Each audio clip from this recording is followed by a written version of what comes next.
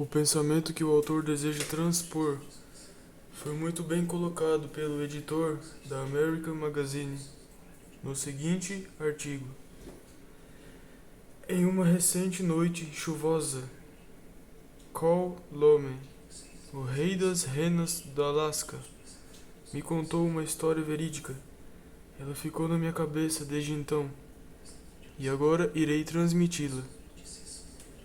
Um certo esquimó da Groenlândia, disse Loman, participou de uma das expedições norte-americanas ao Polo Norte alguns anos atrás.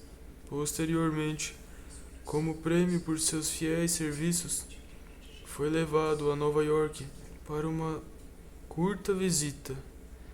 Ele ficou tomado do maior assombro diante de todos aqueles milagres de som e visão. Quando voltou para sua aldeia nativa, contou histórias de prédios que se erguiam até o céu, de bondes que descreveu como casas que se moviam por trilhos, com gente morando nelas enquanto se moviam, de pontes gigantescas, luzes artificiais e todos os outros elementos deslumbrantes da metrópole. O povo olhou para ele friamente e se afastou. E imediatamente ele foi apelidado por toda a aldeia de Sagdiluk, ou seja, o mentiroso, nome que carregou com vergonha para o túmulo. Após sua morte, seu nome original foi totalmente esquecido.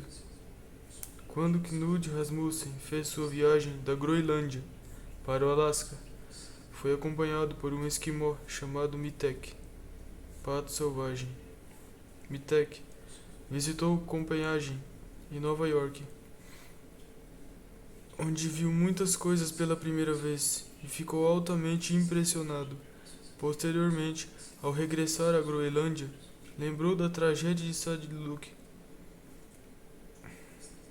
e concluiu que não seria adequado contar a verdade. Em vez disso, narraria a história que as pessoas pudessem compreender e assim salvaria sua reputação.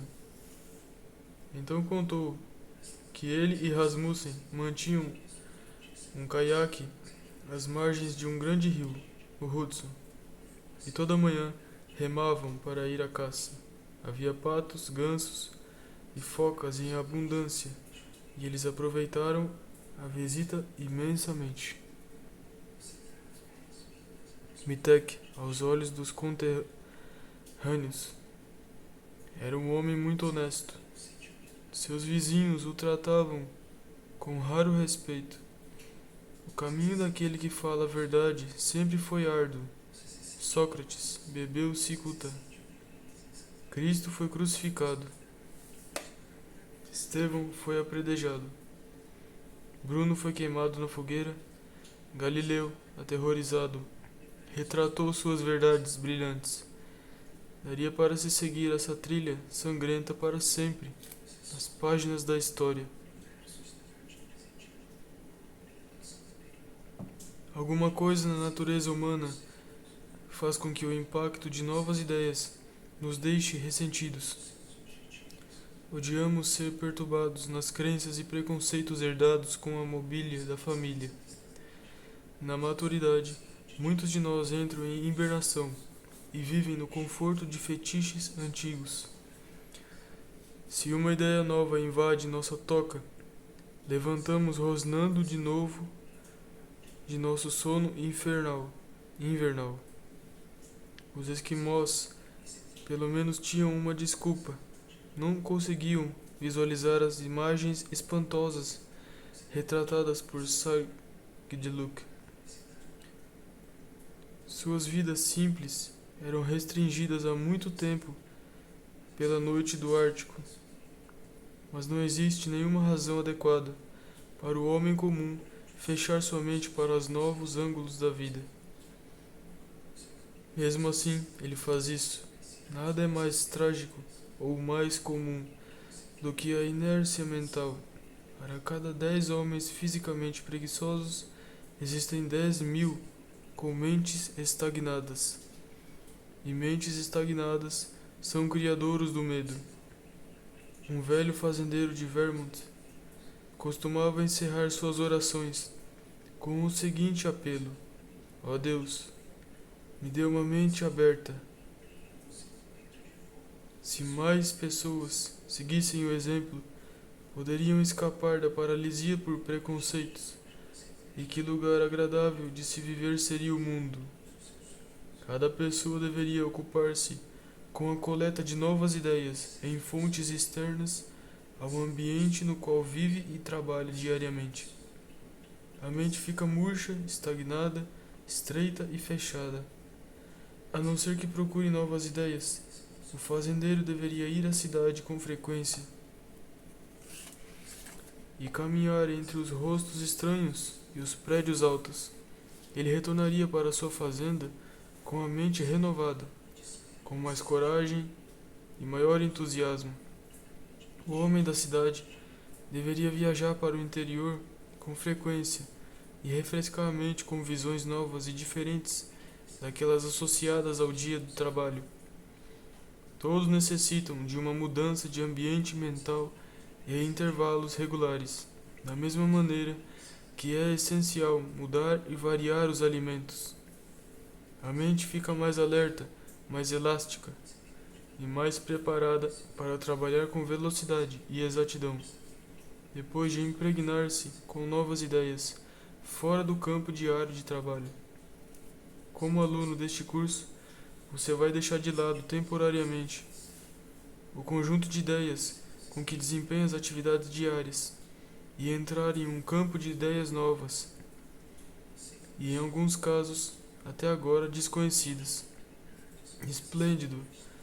Você terminará esse curso com um novo estoque de ideias que o deixarão mais eficiente, mais entusiasmado e mais corajoso, não importando qual seja o seu tipo de trabalho. Não tenha medo de novas ideias. Elas podem significar a diferença entre sucesso e fracasso para você. Algumas das ideias apresentadas nesse curso não exigirão nenhuma explicação ou prova adicionais de solidez, pois são familiares para praticamente todos. Outras ideias apresentadas aqui são novas, por isso, muitos estudantes dessa filosofia podem hesitar em aceitá-las como sólidas. Cada princípio descrito nesse curso foi exaustivamente testado pelo autor, e a maior parte foi testada por dezenas de cientistas e outras pessoas capazes de distinguir entre mera teoria e prática. Assim, todos os princípios aqui abordados são reconhecidos como aplicáveis, da mesma maneira descrita. Entretanto, não se pede que nenhum aluno desse curso aceite qualquer declaração feita nessas lições sem antes dar-se por satisfeito com testes, experimentos ou análises que comprovem a solidez das declarações.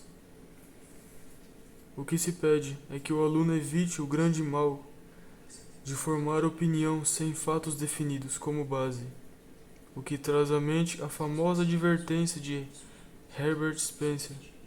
Existe um princípio que é uma barreira contra toda informação, que é uma prova contra todo argumento e que é infalível em manter o homem na terra, na eterna ignorância. E esse princípio é o desprezo antes do exame. Pode ser bom ter esse princípio em mente quando você for estudar a lei do Mastermind, descrita nestas lições.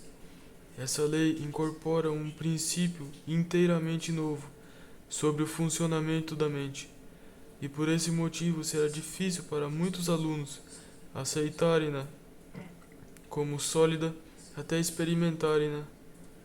Entretanto, ao se considerar o fato de que o Mastermind é a base real da maioria das realizações daqueles que são considerados gênios, a lei assume um aspecto que exige mais do que um julgamento relâmpago.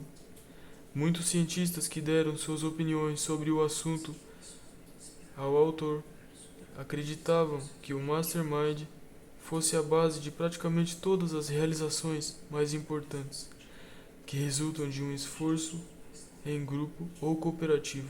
Alexander Graham Bell disse acreditar que a lei do Mastermind, conforme descrita nesta filosofia, não apenas era sólida, como todas as mais altas instituições de ensino estariam em breve ensinando-a em seus cursos de psicologia. Charles P. Stamets disse ter experimentado a lei e chegado à mesma conclusão afirmada nestas lições muito antes de ter falado sobre o assunto com o autor da filosofia da lei do sucesso. Luther Burbank e John Burroughs fizeram declarações semelhantes. Em geral, não existe essa coisa de a troco de nada. A longo prazo, você recebe exatamente aquilo pelo que paga. Não importa que esteja comprando um automóvel ou não, ou um pão.